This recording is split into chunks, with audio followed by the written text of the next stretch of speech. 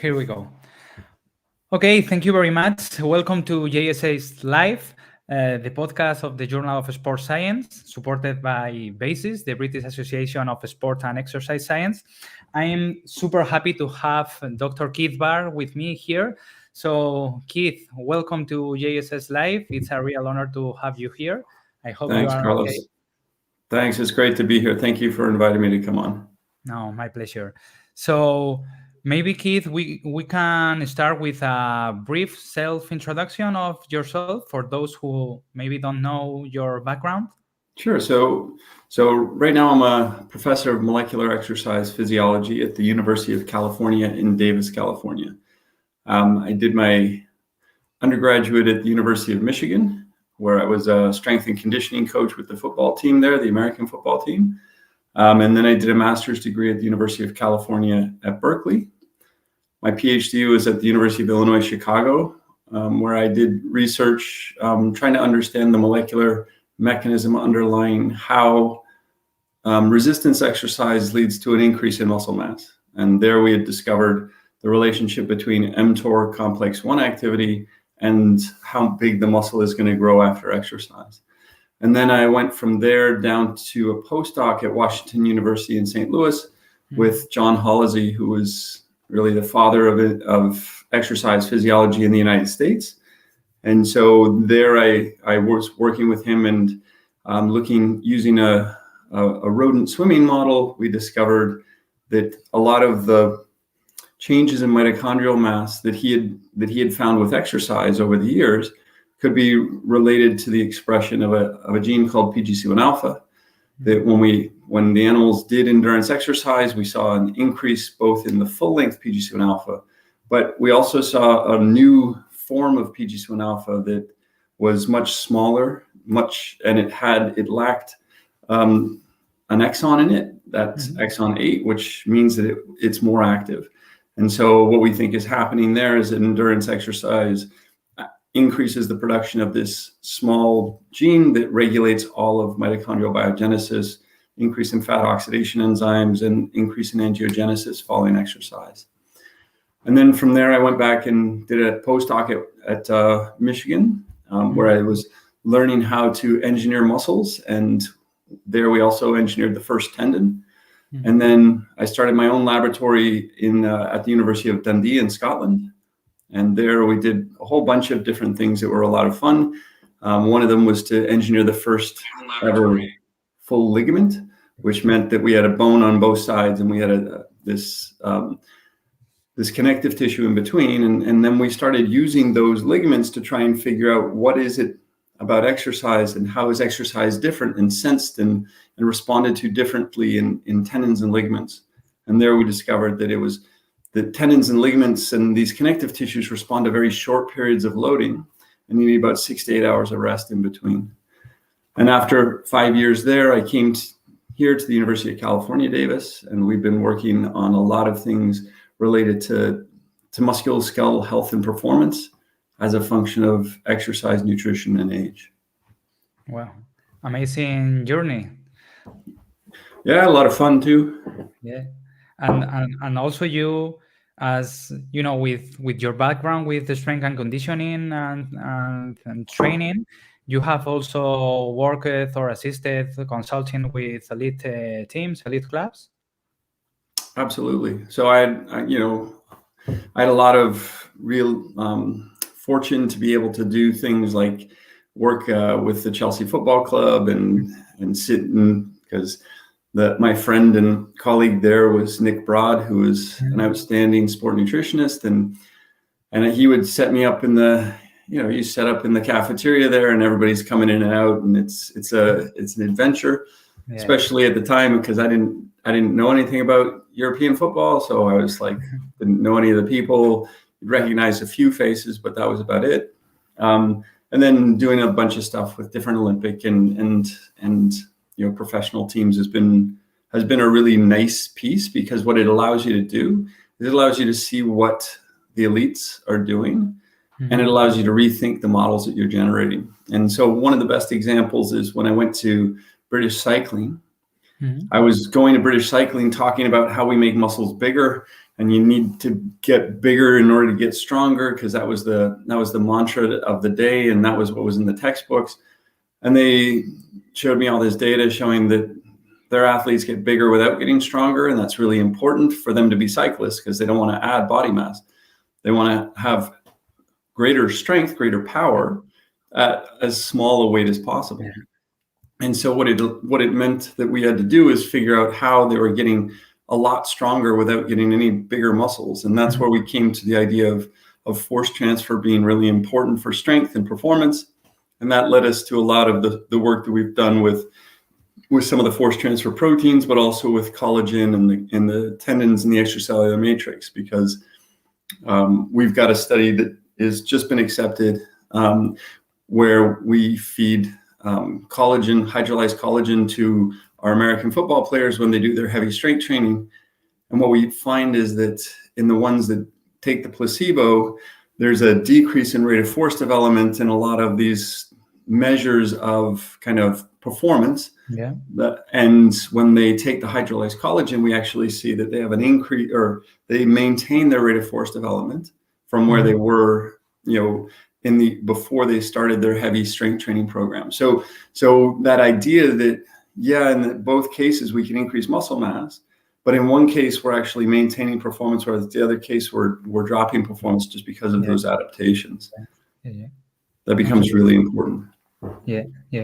And about nutrition, actually, you have many influential work about the use of collagen and in supplementation with vitamin C and tendons and ligaments, and it has been very useful in both in training and rehab. Could you explain us, for those who maybe don't know, your famous Twitter recipe with collagen and vitamin C, etc.?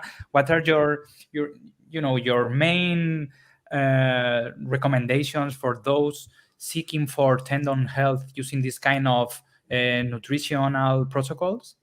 Sure. So one of the things that we had discovered with Greg Shaw from the Australian Institute of Sport is when we fed people 15 grams of gelatin, we saw that markers of collagen synthesis would go up in the blood of people. And so what we would do is we would feed people either gelatin or a placebo, and then an hour later they would do jump rope. And the reason that they did this jump rope an hour later is because what we were looking to do is we were looking for the amino acids and all of the other dipeptides and whatever else we're getting from our dietary collagen. We were looking for those to peak in the blood before we would do our exercise. And the reason we were doing that is because, unlike muscle that has wonderful blood flow and that maintains blood flow for hours after a good bout of exercise, tendons and ligaments and other forms of connective tissue like cartilage, they don't have good blood flow. And so what we need to do is we need to use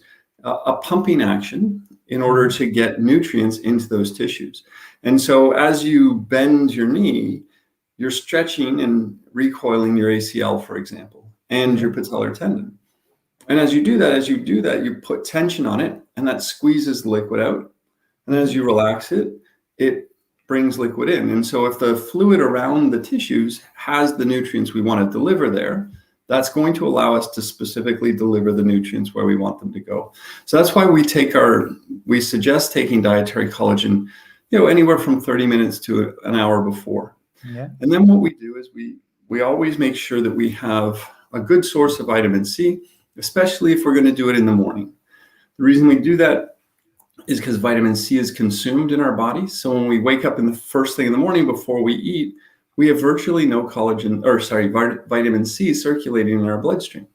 And we know this because we did an experiment where what we did is we gave 15 grams of collagen, hydrolyzed collagen or gelatin, and then we made a gummy that was 7.5 grams of each.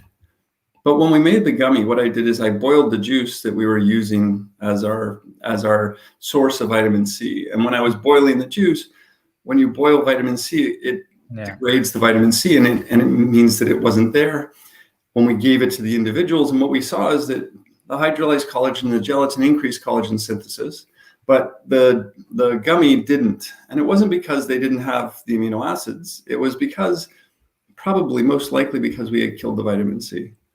And so you need a source of vitamin C. And so we do that sometimes with athletes with orange juice, 250 milliliters of orange juice, great for vitamin C. If you're going to make a smoothie, you can do it with having strawberries or blueberries or any of the fruits that you're going to have in your smoothie. So there's an easy way to get vitamin C as a food. And then what we're doing is we're looking to have about 15 to 20 grams of dietary collagen. And so we can use either gelatin or hydrolyzed collagen. Most people like hydrolyzed collagen more, simply because it goes into solution and it doesn't feel like a granular slurry when you're trying to drink it. And if you do want to make the gummies, I make the gummies. I make the gummies for my daughter, and as well as the rest of us in the family, because it's a nicer way to eat it. Yeah. All you have to do is, instead of heating the juice, you just heat the water. So I make it with equal parts water and concentrated juice. We just heat the water, melt the gelatin, and then we pour that into the hydrolyzed collagen that's in the juice, and that works beautifully. Well, amazing. And how about other source of protein? I remember a Twitter thread with people wondering if other source of protein, like whey, could be, beneficial as well. And I remember that you answered saying that you had a work in progress, a work that has started to receive funding, or I don't remember exactly the tweet. I'm looking at it right now, because I looked at it before preparing this, and you said something like you have your institutional review board approval and funding in place.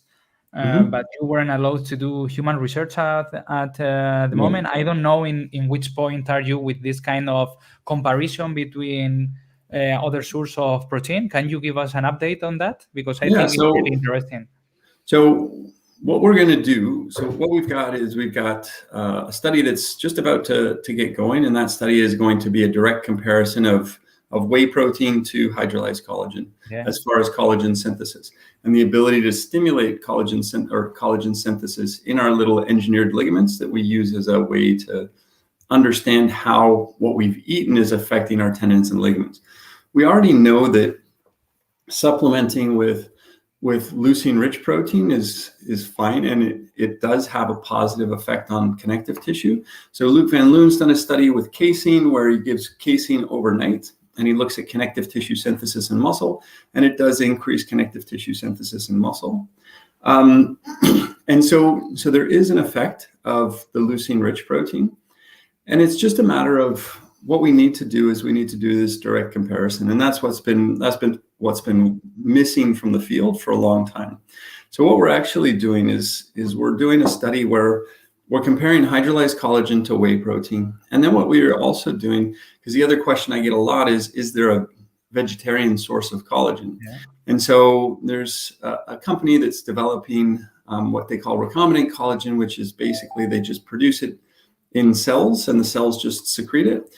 And now they're looking to move that into humans. So basically it's a vegetarian source of collagen. And so we're going to do a direct comparison of the three of them. Is there something special about collagen that comes from animals, or can you get collagen that comes from a non-animal source? And is that better than whey protein? And so that's a huge question that a lot of people have. And so we're going to try and address that directly. Okay, really interesting, Keith. Thank you for sharing that update.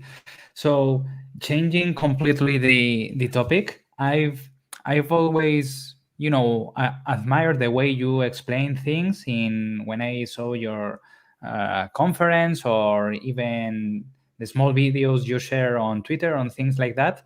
And I think that it's really an important part in academia, teaching and not only researching. And I have the feeling, and I know many people have as well, that some big researchers with a lot of papers are really good at researching, but maybe not as good as they could be in, teaching students, young students, the very basic principles of science. So I know you love teaching. How important is for you as your, as in your daily work? Is more important the research side or the teaching side, or 50-50? What is your opinion on with teaching? So teaching, I think, is absolutely essential, because one of the things that I know from my experience is that no matter how great my research is, if nobody understands it, it's not going to be applied, it's not going to be used. And so the better that I can explain that, and the more I can explain it at a level that everybody understands, the easier it's going to be for people to understand and use the science that I'm developing. And so for me, teaching is everywhere. So I teach 3 classes a year, so 3 full courses a year. And that's basically twice what everybody else in my college and my department teach. And the reason I do that is because, one, I'm the only one who's teaching exercise physiology in the biology department. And it goes from introductory, where you're just learning about, oh, exercise is good and here's why, all the way up to the advanced molecular biology components.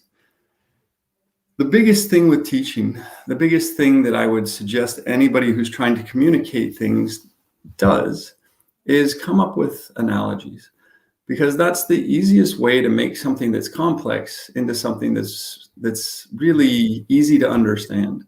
So when we come up with things like our little demonstrations, where we're doing little things where we're pulling on stuff to demonstrate how a tendon works, or we're showing stress shielding as a piece of paper with a tear in it, all of those things are designed in such a way as to make it really understandable for everybody. Oh, I can do the same experiment. Let me do that myself. Oh, look at that. I understand this now. And if you can come up with analogies, I use the analogy I use my daughter a lot of times, saying that connective tissue cells are a lot like teenagers, that they'll listen to you only for a very short period of time, and then they need a lot of rest before they're willing to listen to you again. Those types of things that you as a father, that me as we've all experienced, we all know, we've all been teenagers, we all remember just going like that to our parents and thinking that they don't.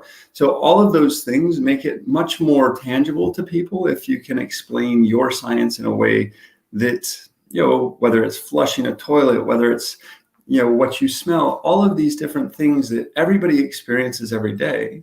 If you can make something complex into something that everybody experiences every day, it's going to be easy to express your science in a way that's really understandable. Yeah, absolutely, Keith. And couldn't agree more. So I could be talking with you all day. Honestly, it's always really interesting to talk with you, but we ran out of time. So I just want to thank you again for willing to be here. It's very important for us and for our readers and our followers on Twitter to have people like you in the podcast. So thank you very much, and thank you everyone for watching. You can watch this live or later on YouTube. And thanks to Basis for supporting this interview.